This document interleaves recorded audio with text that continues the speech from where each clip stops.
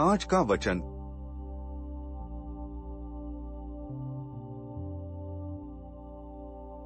जाओ, तुम्हारे ऐसा कहने के कारण अब दूत तुम्हारी बेटी से निकल गया है। ईसा वहां से विदा होकर तीरुस और सीदोन प्रांत गए। वहां वे किसी घर में ठहरे और वे चाहते थे कि किसी को इसका पता न चले, किंतु वे अज्ञात नहीं रह सके।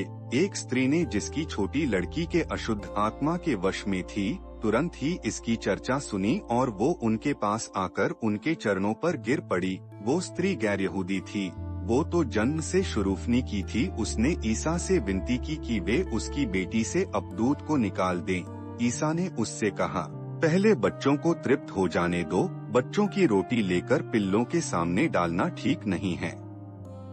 उसने उत्तर दिया, जी हाँ प्रभु।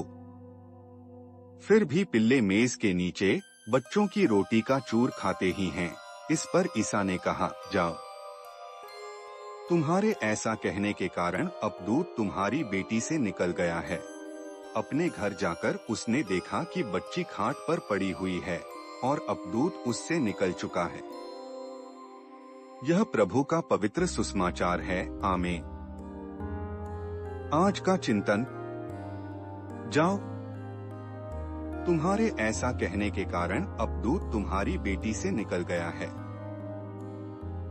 आज का चिंतन इन्हीं वाक्यों पर केंद्रित है। जब भी हमें ऐसा लगे कि ईश्वर हमारी प्रार्थना अनसुनी कर रहे हैं, तो हमें अपने विश्वास को और दृढ़ करते हुए पूर्ण विश्वास के साथ अपनी प्रार्थना को निरंतर जारी रखना चाहिए। प्रार्थना करते समय हमें विनम्र और विश्वासी होना चाहिए, क्योंकि कभी कभी ईश्वर हमारी परीक्षा भी लेते हैं।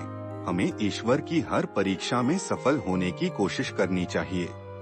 कभी कभी हमारी प्रार्थना पूरी होने में देर होती है, तो इसका कारण यह नहीं है कि ईश्वर ने हमें छोड़ दिया है, बल्कि उसमें भी ईश्वर की कोई न कोई योजना छिपी होती है, जिसे हम आसानी से न समझ पाते हैं और न महसूस ही कर पाते हैं। आइए आज के इस प्रातःकालीन प्रार्थना में ईश्वर से प्रार्थना करें और उनसे कृपा मांगे, ताकि हम चाहे जैसी भी परिस्थिति हो, हमारा विश्वास कभी न डगमगा पाए।